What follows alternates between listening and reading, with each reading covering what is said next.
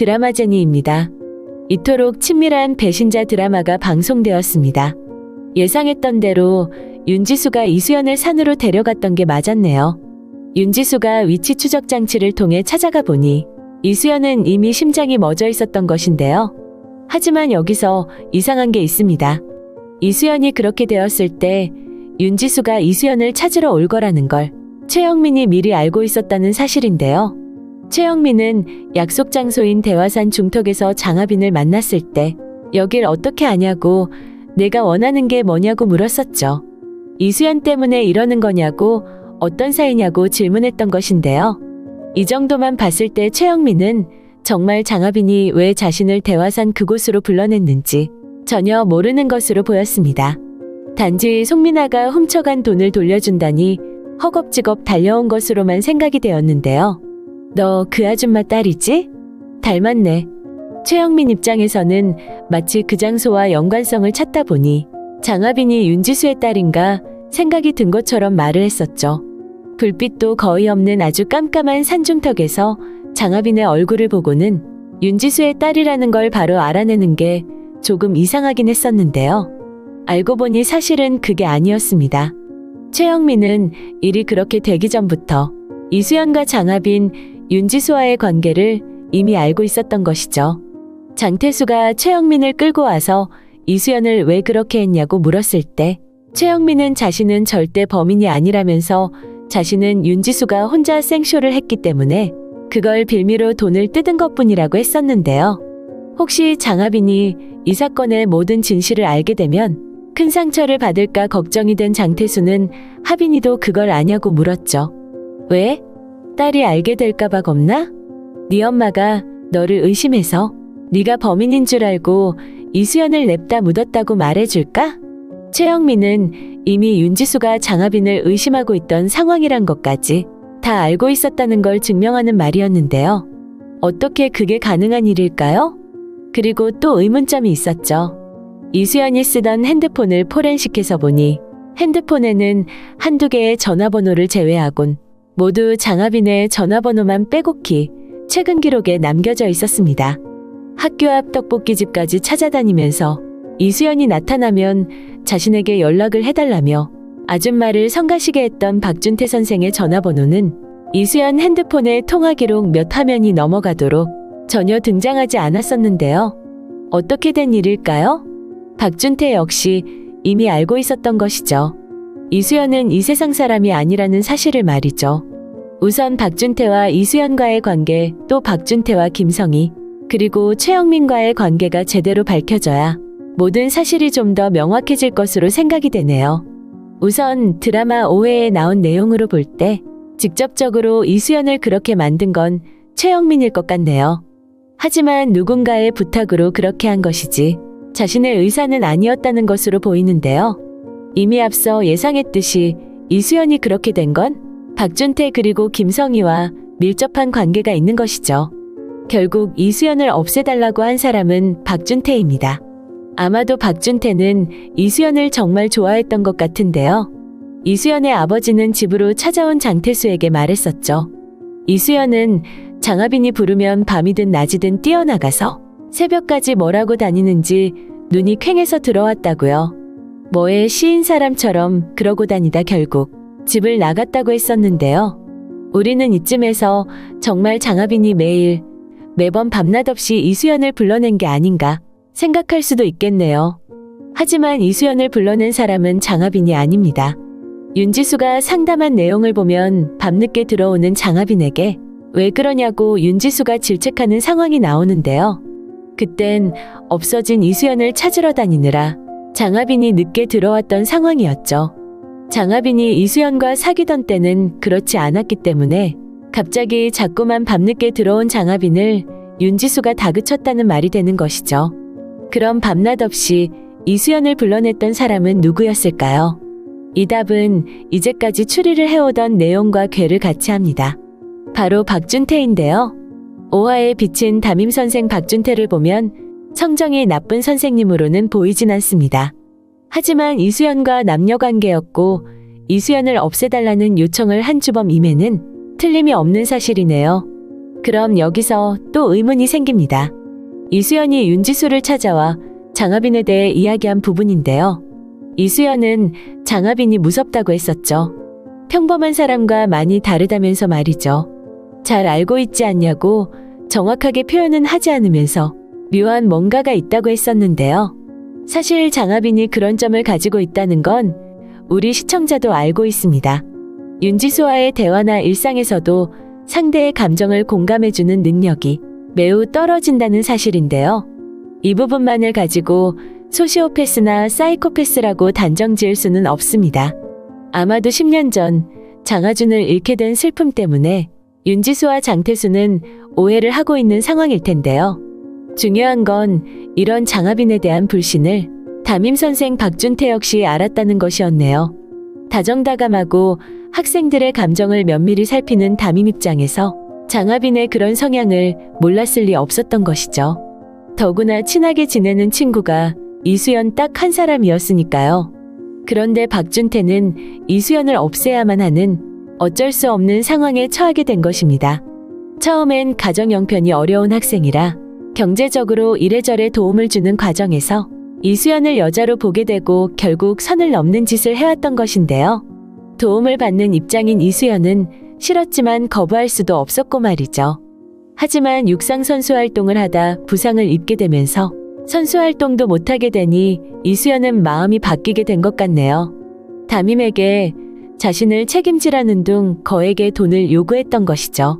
만일 그렇게 해주지 않으면 온 세상에 담임 박준태가 저지른 일을 다 까발릴 거라 말을 하고는 갑자기 잠적을 해버린 것인데요. 박준태는 정말 이수연이 그걸 세상에 밝혀버리면 어쩌나 두려움에 이수연을 찾아다니느라 제정신이 아니었겠죠. 얼마 지나지 않아 박준태는 이수연이 가출팸에 들어가 김성희 집 지하방에서 지내고 있다는 사실을 알게 되었습니다. 드라마 5화에서 최영민이 박준태 멱살을 잡고 김성희 만나지 말라고 하지 않았냐는 말이 다시 상기되는 걸 보면 김성희와 박준태가 이수연 살았을 당시에는 서로 연인 관계는 아니었을 것으로 보이네요. 이수연 일을 도모하는 과정에서 둘이 마음이 오가게 된 것 같은데요. 박준태는 김성희를 만나 자신의 이야기를 그대로 전달하고 이수연을 설득할 수 있도록 만나게 해달라고 요청했던 것 같네요. 김성희를 통해 몇 번 이수연을 접하긴 했지만 이수연은 요지부동이었던 것 같은데요. 이수연이 자신을 몰아붙이자 박준태는 그 고통을 모두 김성희에게 털어놓았겠죠. 그래서 김성희는 최영민이 이수연을 어떻게 해버리도록 이용을 했던 것으로 생각이 됩니다.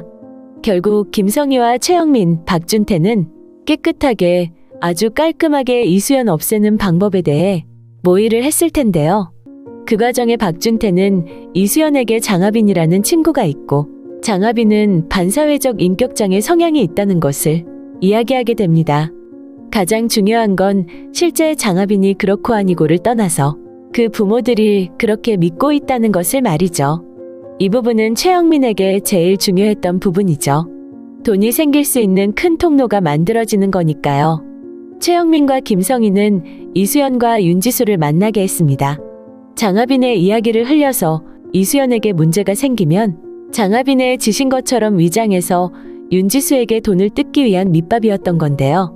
이미 이수연은 최영민으로부터 일거수일투족 감시를 당하며 위협을 받던 상황이라 시킨 대로 대사를 읊는 수밖에 없었죠. 하지만 그래도 양심은 있어서 울음이 나왔던 것으로 보이는데요. 이수연은 최영민이 시키니 그렇게 했던 것이지만 그 일이 장차 자신의 최후와 연결되리라고는 꿈에도 생각 못했던 것으로 보이네요. 이수연은 자신의 핸드폰에 위치 추적 프로그램이 세팅되어 있다는 걸 이미 알고 있었습니다. 그래서 최영민과 김성희도 알게 되었던 것이고요. 생각대로 착착 모든 일은 진행이 되었네요. 그래서 최영민은 이수연을 그렇게 만들어 놓았고 윤지수는 위치 추적을 해서 그곳으로 찾아와 이수연을 데려갔던 것이죠. 최영민이 촬영을 하면서 미친 이라는 말을 한 건 자신이 죽이지도 않았으면서 그렇게 고통스럽게 이수연을 묻어주고 있는 윤지수가 미친 거 아니냐는 의미였던 건데요. 김성희와 박준태는 그런 최영민을 믿지 않았습니다. 언젠가는 박준태가 시켜서 그랬던 일이라 최영민은 박준태를 위협할 수도 있으니 말이죠. 그래서 윤지수가 묻어놓은 이수연을 다시 데리고 나와 무연산으로 데려가 다시 묻었던 것이네요. 드라마 1회의 첫 장면, 이수연 백골이 발견돼서 장태수가 차를 타고 달려간 목적지는 내비게이션에 경기도 연주시 무연산 70번지라고 찍혀 있으니까요. 그 백골이 이수연이라는 게 밝혀지자 경찰은 학교를 찾아와 박준태를 만났죠. 경찰이 다녀간 후 박준태는 급하게 김성희를 찾아와서 최영민의 동태를 물었습니다. 김성희는 최영민이 아직 그것까지는 모른다고 했었는데요. 여기서 그것이라는 말은 자신들이 이수연을 대화산이 아닌 다른 산으로 데려갔다는 것을 아직 최영민이 모른다는 말이었던 것입니다. 5화 드라마에서 나왔지만 최영민의 택시를 추적해 알아낸 장소가 처음 윤지수가 이수연을 묻었던 장소였죠. 거기서 장하빈과 최영민, 오토바이맨의 발자국을 발견했고요. 그래서 폴리스라인을 쳐두긴 했지만 원래 백골이 발견된 곳과는 다르다는 걸 알 수 있었는데요. 백골이 발견된 장소는 발견한 이후 이미 폴리스라인이 쳐 있던 상황이었습니다. 만일 거기가 이수연 백골 발견 장소라면 왜 거기에 세 사람이 찾아왔었는지 경찰이 문제 삼았을 것이고요. 이 부분은 장태수가 6회쯤 발견하게 될 것으로 짐작이 되는데요. 우선 드라마를 보면서 생겼던 또 한 가지의 의문이 있습니다. 오토바이맨이 누구냐는 것인데요. 처음엔 박준태가 오토바이 남자라고 생각했었지만 아닙니다. 오토바이맨은 남자 이수연입니다. 이수연은 처음부터 준비된 인물이나 다름없었죠. 이수연은 박준태의 이종 조카 정도 되는 인물로 보이는데요. 박준태는 자신이 없앤 이수연과 조카가 이름이 똑같다는 걸 이용하기 위해 자신이 있는 학교로 전학을 시켰던 게 아닌가 생각이 되네요. 그래서 장하빈과 친하도록 조장을 한 것이고요. 당연히 처음 장태수가 학교를 찾아와 이수연 이야기를 할 때 헷갈리도록 이야기를 몰았던 것인데요. 하지만 남자 이수연은 박태준이 시킨 대로 하긴 하지만 장하빈에 대한 부분은 모두를 다 고해 바치지는 않았던 것으로 보이네요.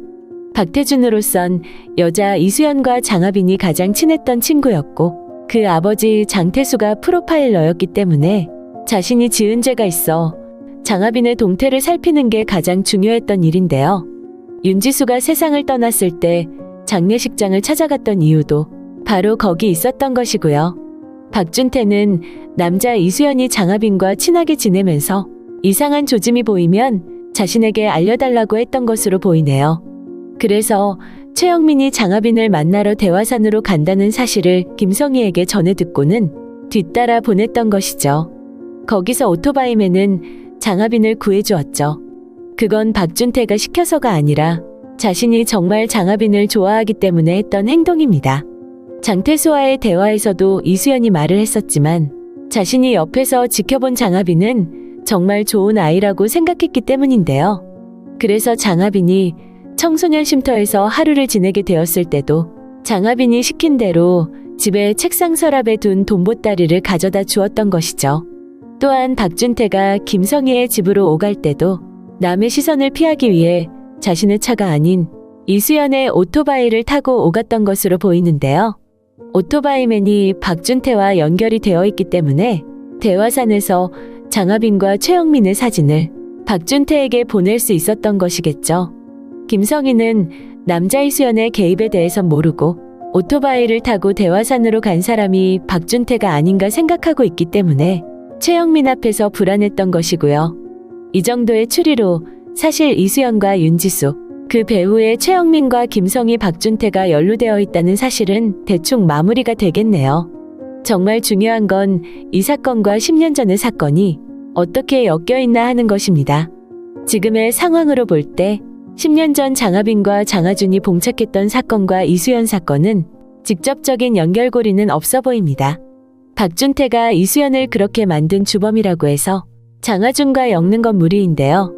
그렇다고 해서 장하준을 그렇게 만든 사건이 그때 그렇게 마무리되었듯이 우연한 추락사고였다고 보여지지는 않습니다. 아마도 그 사건은 구대원 경장과 연결이 되어 있을 거라 짐작이 되는데요. 구 경장은 경찰이 되려고 꿈에도 생각하지 않고 살았었다고 했죠. 그러다 대학원 시절 치명적인 어떤 사건을 겪게 되면서 경찰로 진로를 바꾸었다고 했는데요. 이어진 경장에게 구경장이 했던 말 기억나시죠? 이 경장님이 되게 위험해 보여요. 지금 장하빈이 친구인 이수연을 그렇게 만들었고 그걸 장태수가 알게 되면서 막아주려고 동분서주하고 있다 생각하는 이 경장에게 구경장이 말했습니다.